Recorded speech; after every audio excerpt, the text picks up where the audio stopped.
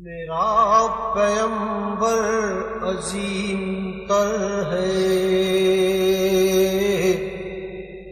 میرا پیمبر عظیم تر ہے۔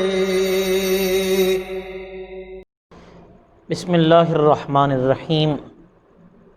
الحمد للہ والصلاة والسلام علی اہلہما، اما بعد فاعوذ باللہ من الشیطان الرجیم۔ بسم اللہ الرحمن الرحیم۔ فصل لربک وانحر، صدق اللہ مولانا العظیم۔ الصلاۃ والسلام علیک یا رسول اللہ وعلی آلک و اصحابک یا سیدی یا حبیب اللہ۔ معزز، محتشم، مکرم سامعین، ناظرین، سامعات، ناظرات، آج کا مسئلہ شرعیہ بہت منفرد اور غیر معروف مسئلہ عرض کر رہا ہوں، اور یہ یاد رکھیں مسئلہ اپنی جانب سے نہیں، جو فقہاء، اکابرین، ائمہ نے بیان کیا اس کے مطابق عرض کروں گا۔ عام طور پر یہ معروف ہے کہ قربانی کی کھال مسجد کو نہیں دینی چاہیے، مسجد میں قربانی کی کھال نہیں لگتی۔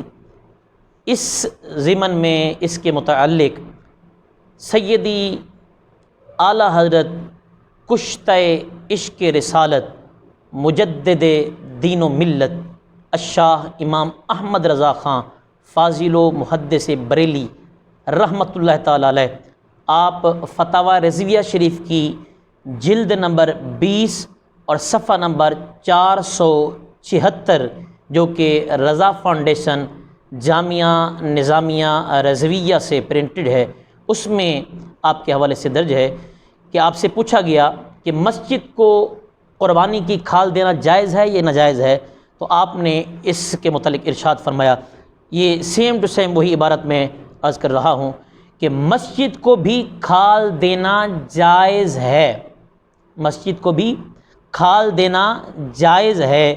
قربانی کے چمڑوں کو اللہ کی مسجد میں دے دینا کہ انہیں یا ان کی قیمت کو متولی یا منتظمان مسجد کے کاموں مثلاً ڈول، رسی، چراغ، بتی، فرش، مرمت وغیرہ میں صرف کریں، بلا شبہ جائز و باعث اجر و کار خیر کا عمل ہے۔